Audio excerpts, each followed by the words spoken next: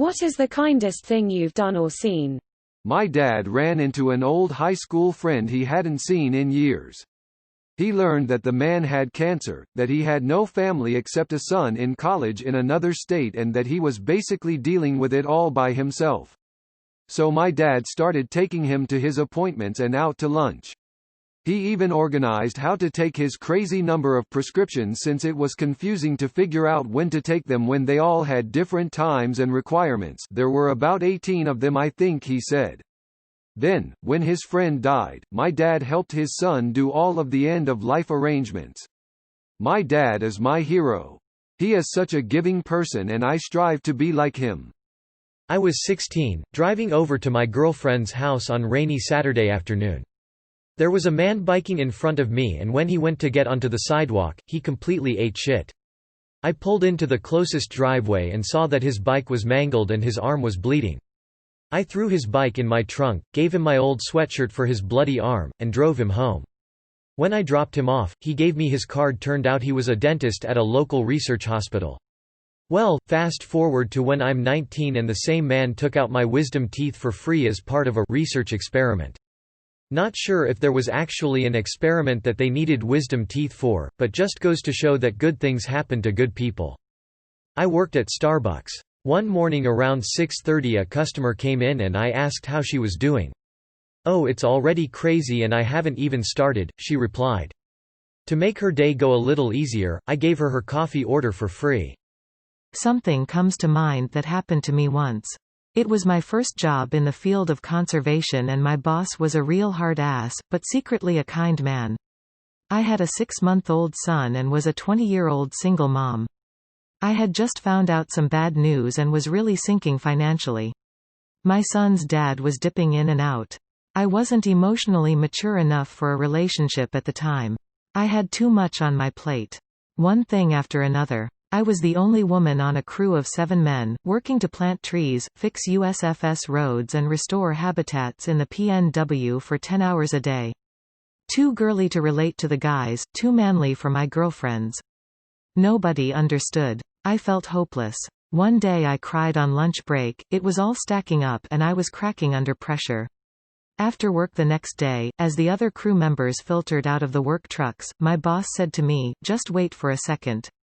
I was irritated because I thought he was going to ream me for my work performance, which he frequently did, for everyone. Instead, he waited until everyone was gone, pulled out his wallet and took a wad of cash out. He said, "I don't know how much is here, 'cause I just grabbed a handful. But I want you to take every dollar in my wallet and help get yourself out of that hole you're in." It's been almost a decade since then, and my life has been completely turned around. I'm deliriously happy now. That gruff, sour old forester made a big change in my life, and for much more than that moment. I'll always appreciate having the opportunity to know and work for him. I broke my foot while bouldering a week into my semester abroad. I had never been out of the country before, so I was absolutely panicking. A total stranger came right over after I fell, recorded important info for the paramedics, and spent the next 10 or so minutes while waiting for the ambulance asking me questions about my studies and my research. I'd mentioned I was a student. He asked such thoughtful questions and was so kind and able to calm me down even though I was absolutely freaking out. Background: my family and I were homeless when I was about to turn 13. My youngest brother is severely autistic. I was talking to some random guy in the bar, and he said he was having surgery the next day and didn't have someone to pick him up after. I ended up driving him there, sitting with him before he went back, calling his parents when he got out, sitting with him in recovery, picking up his post-op meds, driving him home, and making sure he was okay before I left. Never saw him again, and that's okay. An older gentleman tried to ship an envelope to his grandson from a shipping company I worked at. The way he acted and the things he said threw up too many red flags in my head, so, against company policy, I opened the envelope after he left and inside of it was 5 figures in cash. I called the cops and told them to get in touch with the man and try to figure out what was going on. As it turns out, someone had called the older man and said his grandson was in the hospital and if they didn't send the money he would get a surgery that was badly needed. The older man couldn't get in touch with the grandson by phone, so he panicked and sent the money to the address they provided. We were able to stop it from happening and get the money back to him. He said it was basically his life savings. I saw a neighbor boy practicing his jump shot into some tree branches in his front yard. I had a portable hoop in the back from when I moved in that was taking up space. So I walked over and offered him the hoop for free.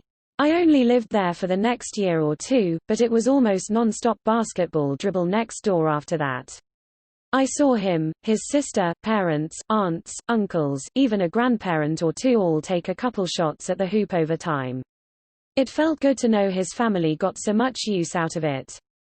When my wife gave birth to our firstborn, the woman she had shared a ward with while in the early stages of labor had a stillbirth. I reached out to dozens of people my dad has known and told me stories about throughout the years, cousins, relatives, coworkers, groomsmen, friends throughout his adult years, friends from childhood, and even from his recently deceased dad before he passed away.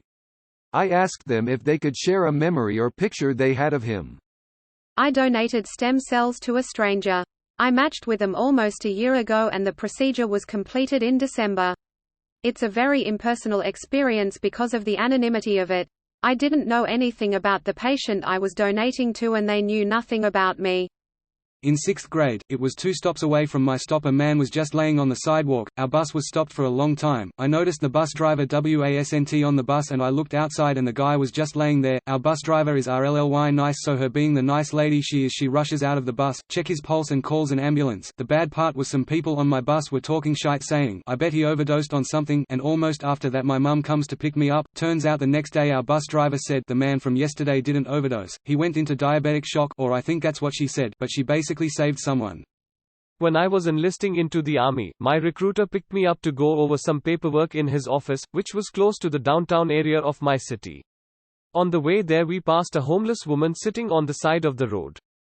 Without even a second thought he whipped the car around, pulled through a nearby drive-thru, bought a huge meal with a large cup of water, and raced back to where the woman was sitting.